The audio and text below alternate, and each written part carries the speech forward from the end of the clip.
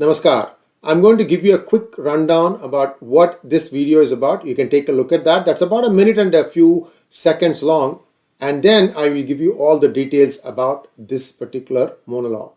Thanks for watching. Please like this video and make this thing go viral. Very important.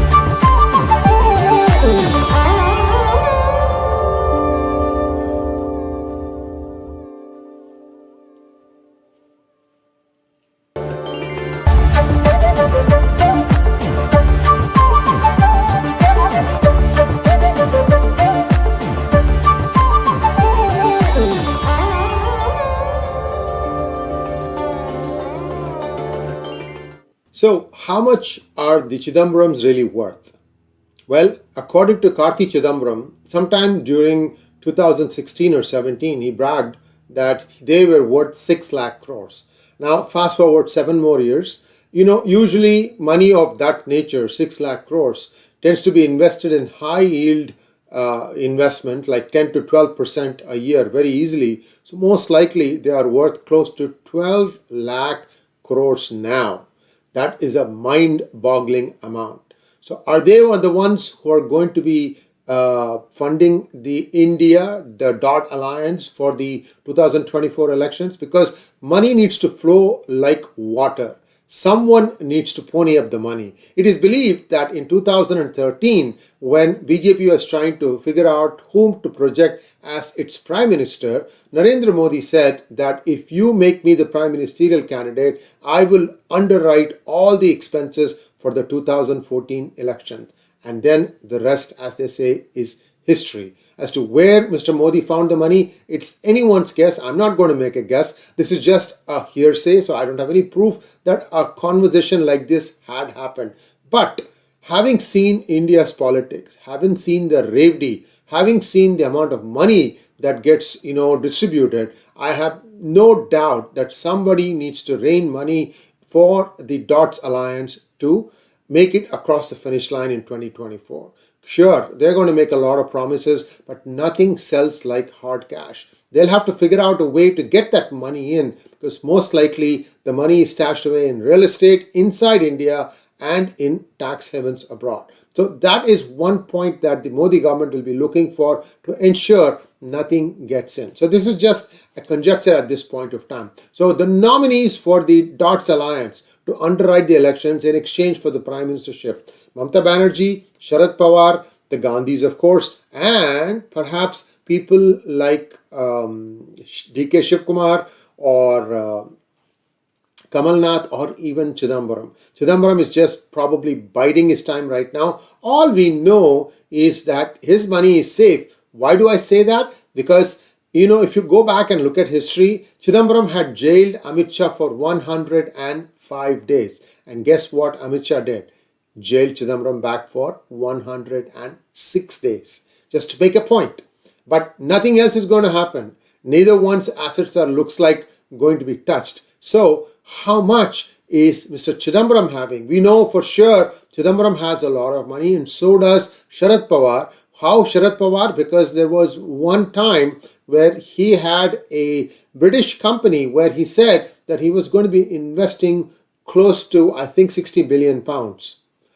Yes, big number. What it is, this was just an intent. It never happened, and they closed down the account and everything got covered up. But it gives you an idea about the kind of money that's sloshed about in some of these families' accounts. So let's take a look at Mr. Chidambaram's assets. How much is he really worth? Well, this is where things get really interesting. Now, I wrote this article in 2018, And this song, 𝗣𝗚𝘂𝗍𝘅 𝗍𝙑 50/50, is a 50. The name of the movie is 50/50.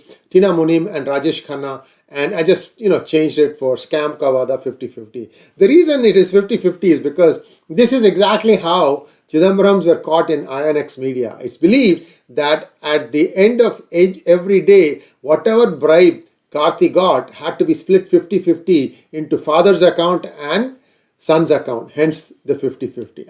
I hope you see the logic in that, or the humor in that.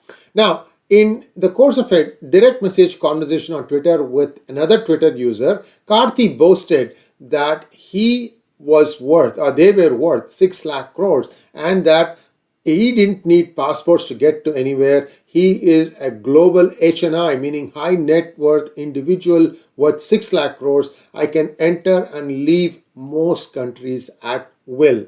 Will this come to bite him in the wrong place? We'll have to wait and see. But it was a rare moment of candor when he said that they were worth $6 million.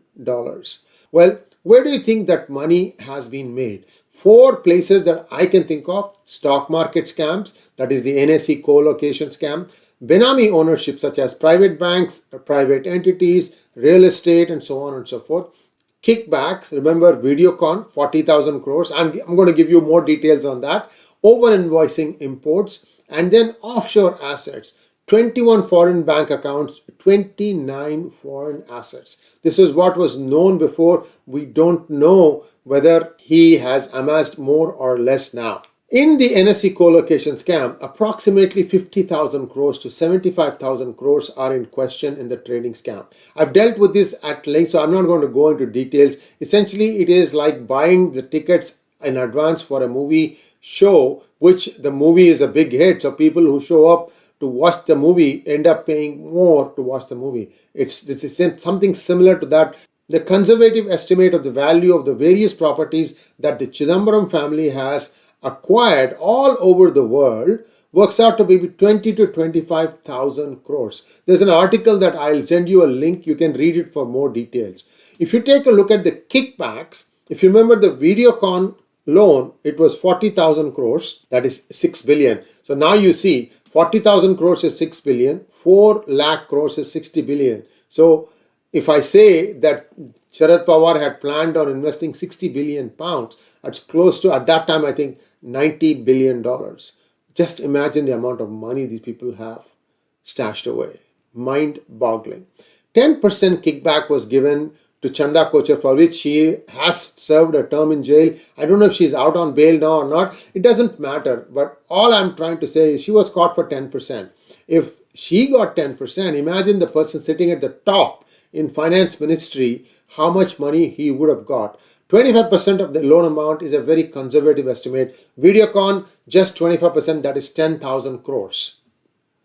Now, the number of NPAs in India is close to 10 lakh crores. If you assume that most of them were paper loans, 25% of that comes to $40 billion or 2.5 lakh crores. I'm trying to make up this 6 lakh crores that Karthi boasted as to where they would have got that kind of money, and this is all adding up here. Now, other ownership in basically entities such as banks. ICICI Bank has a 40% foreign ownership. HDFC has a much higher percentage, 76. 𝗒𝐺𝑒 has close to 34% ownership, foreign ownership. As ICA kickbacks to Chanda Kochhar emerged, no class action lawsuits have happened in United States. What does it tell you? That most of the money that is invested in ICICI Bank is from people who live in India. They don't want anything to come out. They'll go bash each other up in jail, throw them in jail, but they will never go and make any kind of complaint in a different foreign exchange, because ICICI Bank is traded as an ADR, American Depository Receipts, in NASDAQ as well as NYSE. I'm sure it is in NASDAQ, not sure about NYSE, but ADRs are available. The real owners of the so-called offshore entities are high net worth individuals from India who have enough clout to influence Indian government policy. For example, you saw Naresh Goyal of Jet Airways being nabbed for 536 crores. Well, where did he even get the money to buy Jet Airways? Well, it is believed that a certain person from Dubai, notorious for things other than industry, is the big investor there. And when that person is there, can Mr. Pawar be far behind? Well, it's just speculation at this point of time. But most importantly, these kinds of things have happened routinely up until 2014. I think it has gone down now, although I couldn't be sure. So far, what has happened against Chanda Kochhar family? Other than them going to jail, have they pulled anything back? I don't know. I don't think so. Even if they attach assets, will be like 10 crores, 20 crores. When they are already, they have enriched themselves by close to 600 crores. 325 crores was the amount, but that was caught. That was made many years ago. That would have been invested gainfully. 600 crores is a very conservative estimate for how much the Kochhars made out of that one deal of Videocon. And she was at the helm for several years. Imagine how many other loans got passed the same way. Now, this is Chidambarams' wealth, 6 lakh crores that we made up, and I showed you the data. NSC scams around 70,000 crores, offshore assets of about 25,000 crores, kickbacks of 250,000 crores, and Benami assets of 250,000 crores, all adding up to 6 lakh crores. In conclusion, the ED and CBI are only after peanuts when they are investigating INX Media and Aircel Maxis fraud. There is a much bigger amount available that has gone undetected.